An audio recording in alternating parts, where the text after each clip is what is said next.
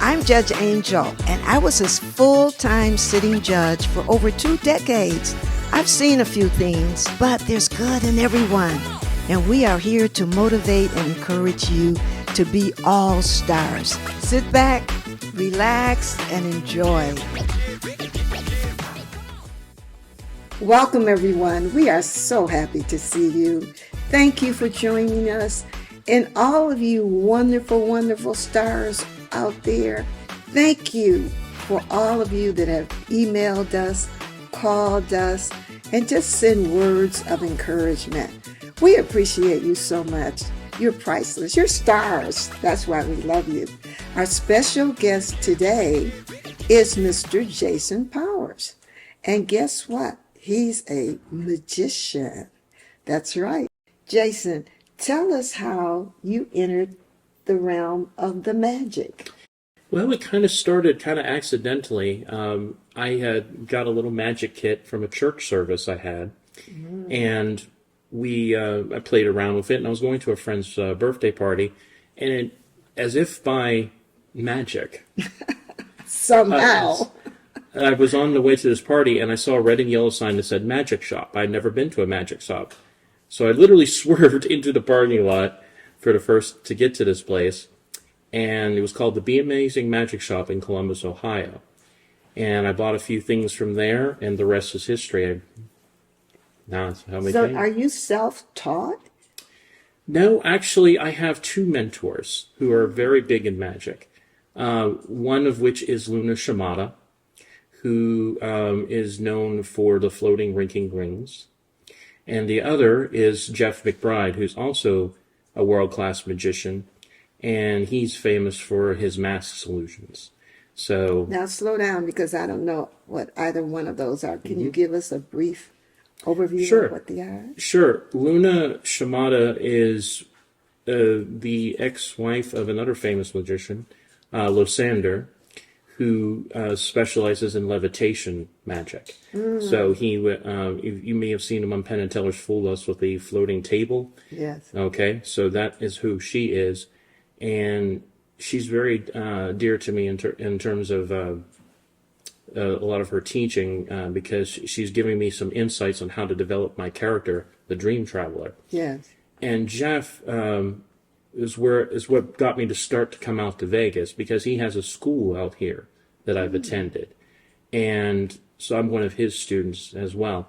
So, and that is unique because now I get 2 different perspectives from very prominent magicians. Yes, 2 blessings. Yes. Now you say there is a magic school here. Yes. Can anyone attend this school, or is it referral only? No, anyone can particularly attend if they know about it, and as long as they sign up for the class that's being offered at the time. Well, you don't hear too much about it, but I'm glad you found it. That was a good thing. Yeah. So did you move here to go to this magic school?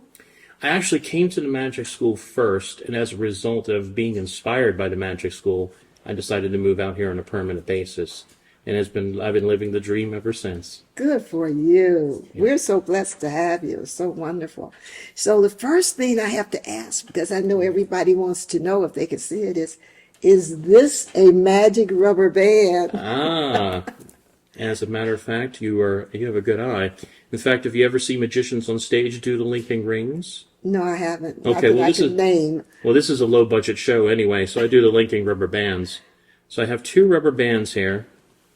I want you to see that they're completely linked together. Okay. I can't escape on this side, nor on this side, nor in the center. But if I give it a little magic rub right before your very eyes, the bands separate and melt through each other. That's good, Jason. That is good. Oh my gosh. I would love to know that for kids. You know, you entertain kids and their eyes just get so big. They can't believe it. That's great. That's great. So how long have you been doing your act and Been doing magic for over 10 years. I've been doing all kinds of things. I not only perform for adults, I perform for children as well. So I do all kinds of things. I'm kind of a renaissance. Good for you. Yep. That's living that passion. You Absolutely. enjoy it so much. Absolutely. Great. So what are some of the first things you learned in the magic field? Well, I started with card tricks. and especially ones that were very simple to do. And then I kind of learned a little bit of more advanced stuff, what's known as sleight of hand. And then I kind of expanded to other things. One of my favorites is the cups and balls. In fact, it's the oldest magic trick in the world. It's and you can actually see a magician on the hieroglyphs of Egypt performing the cups and balls. I know because that was me. It's my first Facebook wall. Oh, okay. Well, we've seen those in big cities like New York, and you go there, San Francisco, and you see these people on the corner with their balls and cups. Yeah. So, and betting against the public walking by. Yeah, unfortunately, it could be misused as a gambling game, but it's and it's also the precursor of the three-card Monte. But the way I like to do it is just simply for a pure entertainment. That's good to entertain people. Yeah, absolutely. That's great. That's great. Yeah. Well, what are some of the challenges you had just getting your craft? I where think you some want of it the to be? biggest challenges is just managing time, because you have to do because unfortunately, when you're starting out as a magician, you don't have the bank account of David Copperfield. He has one. Yeah, I know. Would love to swim in it for a little bit. But so you have to do other things to support yourself while you're learning your art, and therefore detracts from your time. But you learn to do what you can and keep going at it. And as long as you just don't give up, you'll get to where you want to be. What do you do? This is Judge Angel's All-Stars show. So what do you do to motivate yourself, to keep yourself going when you have those days where a lot of things don't seem to mesh, don't go together? What do you do to keep your spirit high and just to feel good? I go see other magic. Okay. Okay.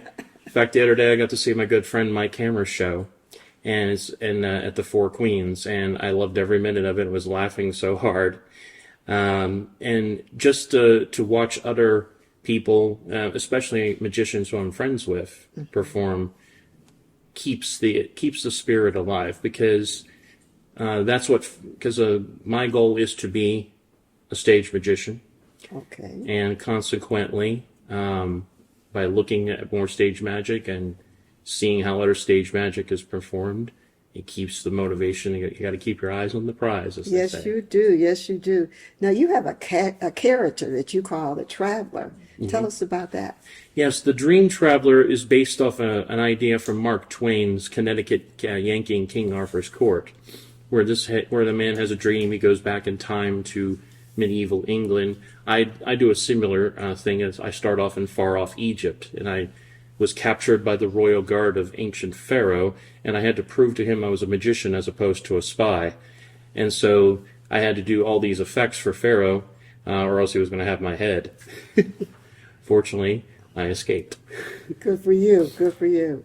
So that's the character you're developing. The traveling. The Dream Traveler, yes. The Dream Traveler. Yes. Good. And it's an interesting character because there's so much that's yet to be written, but the basic premise is that no matter who you are, where you're from, or what your circumstances are, as long as you believe in yourself and keep your mind on it, you can achieve your dreams. And that's Beautiful. that's very important to me, because there are times in everyone's life where you feel so down, you feel like the world is just crashing on you, and I have those kind of feelings all the time.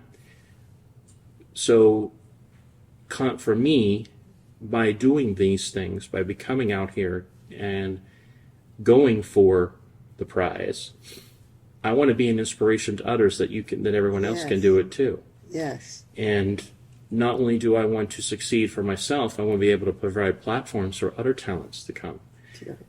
That's the idea. It's a great idea, and you can do it. And if all of us start thinking that way, it becomes easier and easier for you to do it. The key is to understand dream. Yeah. All of us should have dreams. All of us should work on our dreams Absolutely. daily. And you're so right. When the world seems to be crushing down upon you, don't worry. This too shall pass. Yes. You know, joy is coming in the morning. Yeah. Yes. Thank you, Lord Jesus. Yes, it is. You'll feel better. You'll think better. And you will achieve some things that you didn't realize were so easy to achieve. Yes. You know, and I applaud you, Jason, coming out here on your own to pursue your passion and just sticking with it. Yeah. And you know, he has the best personality. He's just very jovial, just like a Oh, kid. shucks. You have the sweetest personality. So you sort of belong in magic. You know, it's no accident that you found where you are supposed to be. It's wonderful, wonderful. Well, now, are you really going to show us some tricks that you have? Yes, I'll be happy to do that for you. Okay, so we'll see some tricks from Jason. But first, we're going to stop and have a little housekeeping. But we'll be right back with some tricks you will enjoy. This is my story of how I became the dream traveler. It all started in far-off Egypt, where I was captured by the royal guard because they thought I was a spy. And so I had to prove to ancient Pharaoh that I was a magician. And so it was Ramses' 21st birthday party, and this was the Punch Bowl. But in this case, I called it the Pool of Dreams, and I said to great Pharaoh, Pharaoh, this is the Pool of Dreams. I'm going to show you some magic with the Pool of Dreams. First, we're going to enchant the water with the silver chalice of eternal life. As I pour water into the bowl, it is now enchanted. And now, great Pharaoh, I will attempt to manifest some dreams for you. First, a dream of desire. And a dream of great wealth to match the golden desert that all of you serve. Now we'll bring these dreams into reality, Pharaoh. As I mix the sand in.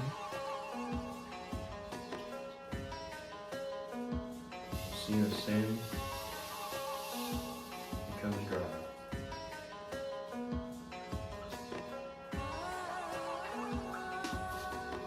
The dream of desire is fulfilled. Now the dream of wealth.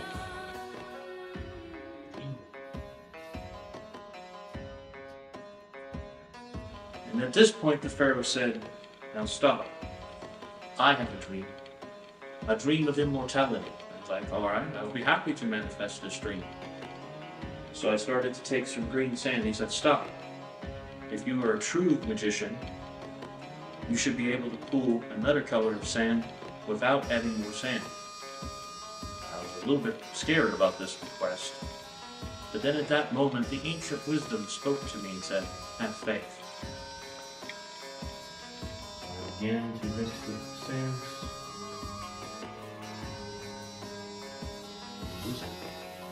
The dream of immortality has come true. That is the ancient Egyptian mystery, the sand of the desert.